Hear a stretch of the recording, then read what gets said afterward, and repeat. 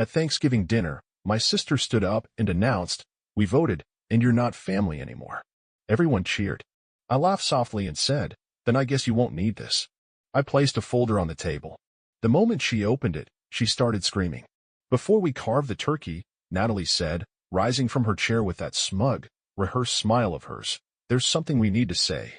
Everyone went quiet. Forks paused midair. My gut clenched. I knew that tone. It was the same one she used when she got me grounded at 14 for a party I didn't even go to.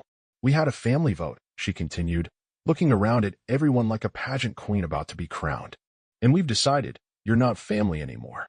Silence. Then a cheering. Cheering. My cousin Laura clapped like she was at a concert. Uncle Mitch raised his wine glass and toasted. Even my mother, my own mother, laughed and said, "Well, someone had to say it." I sat there frozen, staring at my plate. The stuffing had gone cold, but my blood boiled. My dad didn't even look at me. Just sipped his beer and muttered, "It's probably for the best." "Wow," I said, pushing my chair back slowly. "You guys actually rehearsed this?" Natalie grinned wider. "You've been toxic for years. We're just finally done pretending." "You're not family," my mother added, reaching for the cranberry sauce like we were discussing the weather. "It's unanimous." I looked around. No one spoke up. Not one person. "Good," I said quietly. Then I reached into my bag. "I figured this might happen," I added, pulling out a thick folder and placing it gently in the center of the table. The sound it made, thunk, cut through the laughter. Natalie blinked. "What is that?" I smiled, leaned back in my chair, and folded my arms. "Why don't you find out?" She snatched it up and ripped it open, her mouth already twisted in that snide little smirk she always wore when she thought she was winning. Then she turned the first page and stopped smiling. Her face turned pale. Her eyes scanned the next page, and the next. Then she screamed. I mean screamed. Like blood-curdling, horror movie kind of scream. Her chair crashed behind her as she bolted upright, slamming the folder shut like it had burned her hands. "You monster," she cried. "You messed up, twisted weirdo." Gasps echoed around the table. Joel, her husband, snatched the folder and opened it. Then his jaw dropped. He looked at me. "Is this?" I nodded once. "It's all real," I said. "Every word. Every receipt. Every screenshot." The table went dead silent. You could hear a fork clink in the kitchen. My mother's mouth opened, then closed again, like a fish gasping for air. "You were so sure I wouldn't fight back," I said, standing up slowly. "So sure I'd stay the quiet one. The doormat. The cash cow. But guess what?" I leaned over, looked Natalie dead in the eye. "Your little show? It's over. You want to know what was in the folder? I'll get there. But first, let me tell you how we got here. Because Natalie didn't wake up one day and decide I wasn't family. That decision was built over years. Brick by brick. Comment by comment. Betrayal by betrayal. I was never their favorite. Not even close. Natalie was the star, the golden girl. Good grades, big smile, knew how to work a room. She could lie straight to someone's face and make them thank her for it. I, on the other hand, was quiet. Private. I didn't need attention, and they hated that. They took my silence as weakness. I moved out at 19. Paid for college myself, worked 2 jobs, never asked for help. Meanwhile, Natalie flunked out of 2 majors, went to Europe to find herself, then came home and married Joel, the human equivalent of a LinkedIn profile in a blazer. The wedding? I paid for half. My parents couldn't afford it, but somehow still managed a 2-week cruise right after. I didn't complain. I never did. Even when they joked that I was the family accountant, I kept helping paying for Dad's dental surgery, sending money when Mom said the heat bill was overdue, even covering part of my cousin Laura's tuition when she got waitlisted for a scholarship. They always said, "Thank you, sure," but with that tone. The one that said, "Well, of course you'd help. You don't have a family of your own." And maybe that's what did it. See, I'm single. No kids. No spouse. No drama. Just me, my work, and my dog. And in their eyes, that meant I had nothing better to do than fund their messes.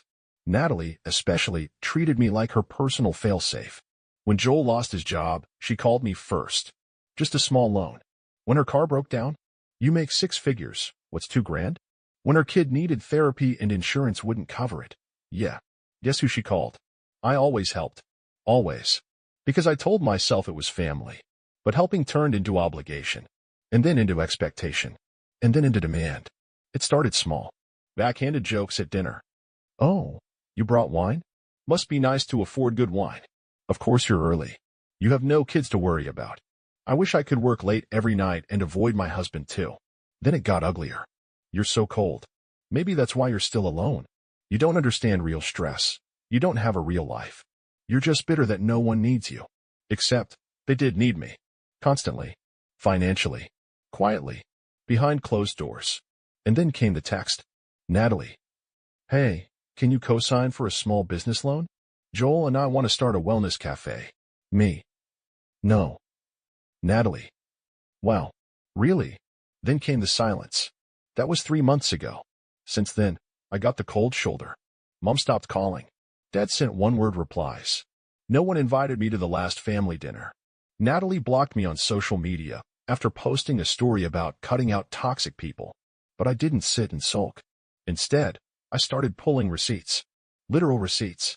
See, I keep records. Bank transfers. Emails. Screenshots. Dates. I'm not stupid. And over the past 5 years alone, I'd sent over $78,000 to various family members. $78,000. $8,000 for Joel's rehab. $2,300 for Natalie's emergency dental work, which turned out to be elective veneers. $1,500 for my dad's back surgery. $12,000 for my mom's credit card debt. $6,000 for Laura's college move-in costs. $4,500 for a family emergency that turned out to be a trip to Cabo. And not once, did any of them offer to pay me back. They just took. And when I stopped giving, they decided I was the problem. So I made the folder. Inside. Every transfer confirmation. Every email and text request for money. Screenshots of Natalie calling me manipulative to her friend because I said no to the loan. A timeline of every major payment I made in the last 5 years. And, as a cherry on top, copies of Facebook and Instagram posts where they mocked me. I have screenshots of Natalie calling me a cash cow with no spine in a private comment thread she didn't know I had access to. So yeah, that's what she saw when she opened the folder. That's what made her scream. Because Natalie wasn't just exposed. She was dismantled, fact by fact, line by line, page by page. All while the rest of the family realized what they had done. My mom looked ready to faint. Joel? He stared at the line that said $4, $200 to cover Natalie's credit card, used at a hotel in Santa Monica with someone named Alyssa, and just said, "What is this?" I didn't answer. I didn't have to. Because for the first time ever, I wasn't defending myself. I was just showing them the truth. You kept records, my mom said finally, her voice shaking. Of everything? I turned to her, calm as ever. You never remembered, so someone had to. Natalie was still standing, still pale, her fists clenched at her sides. Her eyes darted to Joel, to me, to the folder. This is a violation, she spat. You had no right to. No right? I said, standing up slowly. You just stood in front of this whole family and declared me not family. You all clapped. And now you're upset that I came prepared. Joel flipped another page in the folder. What's this about Santa Monica? He asked, his voice tight. Natalie's head snapped toward him. Don't start. Who's Alyssa? He continued. Why were you at a hotel for 3 nights on my credit card? Her silence was louder than any answer. Wait, my mom cut in, holding her hands up. Can we all just calm down and be reasonable? Sure, I said. Let's be reasonable. Let's talk about the time you called me a parasite while cashing the check I sent you. She blinked. That's not fair. We were under stress. No, I snapped. You were under stress. And I bailed you out. Every single time. And the one time I say no? Suddenly I'm the enemy. My dad, who had been dead silent until now, finally spoke up. You're making this into something bigger than it is. I turned to him, and my voice dropped. You let them do this to me for years. You knew. You saw it. You heard it. And you let it happen because it was easier than standing up to them. He didn't deny it. Natalie slammed her hand on the table. You're just bitter because no one needs you anymore. Wrong, I said coldly. I'm not bitter. I'm done. She let out a bitter laugh. You're pathetic. Do you know how dramatic this all looks? Bringing a folder? Printing screenshots? You think this makes you the victim? You're just proving you're a control freak. And you're just proving, I said, that you only cared about me when I was paying your bills. You don't get to play the martyr, she shouted. You chose to help. You didn't have to. And yet, somehow, I said, stepping forward, you expected it. Every single time. Until it wasn't help anymore. It was duty. And when I stopped, you voted me out. My voice cracked, not from sadness, from rage. You didn't want a brother. You wanted a wallet with legs. Joel stood up now, holding the folder. Is this true? He asked, looking at Natalie. All of this. Natalie looked at him, and for the first time, she didn't have a comeback. No fake tears. No deflection. Just silence. You lied to me, he said. About the hotel. About the money. About him. You made it sound like he was crazy. I had to, she exploded. He was turning everyone against me. I wasn't, I said. You did that all by yourself. The room went quiet again. Then my mom leaned forward and tried one more time. Her voice softened. Listen, honey. We may have overreacted, but this is still family. And families fight. Let's just put this behind us. I cut her off. You're not hearing me. She blinked. What? I'm not asking for peace. I'm not asking for forgiveness. I'm telling you, I'm done. Natalie sneered. Oh, stop pretending like this is some big moment. You've said that before. I looked her dead in the eyes. Not like this. I reached into my coat pocket and pulled out another envelope. What now? My dad asked, clearly exhausted.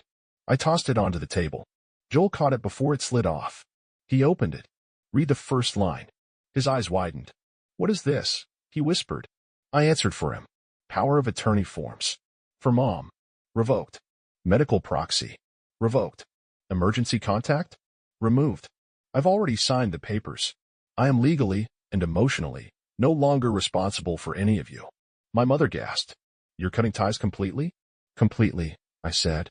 Starting now. You're being selfish, she said, tears now forming. We made mistakes, but we're still your family. I turned to her, and my voice dropped again, calm, final. No, you're not. I grabbed my coat, looked at them one last time, and walked out the door, leaving them in the middle of Thanksgiving dinner, stunned and speechless, surrounded by cold food and ugly truths. I walked out, and I didn't look back. Not because it didn't hurt. It did. But as I closed the door behind me, stepped off their porch and into the cold night air, I felt something inside me shift. For the first time in years. I could breathe. I didn't drive straight home. I pulled off the road near the lake I used to visit as a kid, the place Dad used to take me fishing.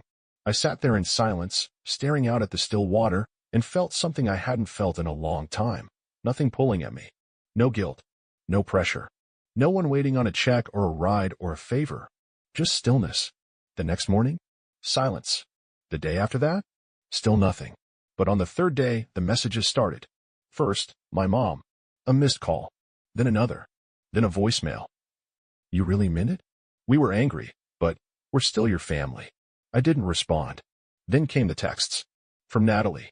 You don't even realize what you've done. Joel's filing for divorce. Are you happy? Something is really wrong with you. Then my dad. You went too far. We all said things we regret. But what you did was nuclear. Your mother is a wreck. Come fix this. I didn't reply to any of them. And honestly, I thought I'd feel guilty. I thought I'd toss and turn at night, wondering if I went too far. But instead, I slept better than I had in years. There was no more second-guessing every text. No more waiting for the other shoe to drop. No more late-night Venmo requests, guilt trips disguised as emergencies. For the first time in a decade, I could hear myself think. I started waking up early, going for runs, brewing coffee slowly. I made appointments I'd put off for years. Dentist, doctor, even a therapist. Not because I was broken, but because I was finally allowed to take care of myself. I rewrote my emergency contacts, removed my parents, changed my passwords, froze every joint account they had access to, blocked Natalie on every platform. It wasn't about revenge anymore. It was about closure. A week after Thanksgiving, I got a text from Laura, my cousin who clapped when they voted me out. I didn't know you paid for my tuition. I'm sorry. I followed the crowd. You were always the one who actually helped. I didn't answer, but I read it. Twice. Then, another surprise, a message from Joel. I filed the papers. Everything in that folder checked out. She cheated, lied, manipulated. Not just you, me too. He added. You did the right thing. I should have left sooner. I wasn't expecting that. But it landed. A few days later, I did something I hadn't done in years. I applied for a job in another city. Not because I was running, but because I was finally free. No more, you should stay close to home. No more, who will take care of them if you leave? I started reconnecting with friends I hadn't seen in years. People I'd pulled away from because I was always too busy with family stuff. And the wildest part? Some of them had seen my post on Reddit. They reached out, just to say, "We're proud of you." That was brave. No one asked for money. No one guilt me. No one tried to spin it. Just support. Simple, honest, clean. Someone asked me, "Don't you regret it?" I thought for a second, then said, "I only regret not doing it sooner." I thought that was the end. And in a way, it was. But with people like them, nothing ever ends cleanly. Especially when they start to feel the consequences of your absence. The first few weeks after Thanksgiving were quiet. Beautifully, eerily quiet. No calls. No guilt. Just peace. Until Christmas. On December 22nd, I got a text from my mother. Just a picture. It was their living room, decked out with stockings, a half-decorated tree, in front and center, a massive empty space where they usually stacked the presents. "It doesn't feel the same without you," the caption said. "Ellie keeps asking why Uncle isn't coming this year." I stared at it for a long time. No apology. No ownership. Just the same manipulative undertone. "Look what you've done. Look who you're hurting." I didn't reply. December 23rd, Natalie tried calling. I let it ring out. Then she sent a message. "I know I messed up, but you don't have to punish everyone. Just come by for Ellie. She misses you." 2 minutes later. "Also, Mom and Dad are behind on their mortgage. I know you don't care anymore, but the bank called today. I thought you'd want to know." There it was. The ask. Always hidden in a blanket of guilt, always covered in fake softness. But it always ended the same way, with a request. I blocked the number. December 24th. Another text. This time from Dad. "You made your point. We get it. But enough is enough. We need help. We're still your blood." That night I sat alone by the fireplace with a glass of wine. I looked around my small apartment. No tree, no noise. Just me and the silence they always said would destroy me.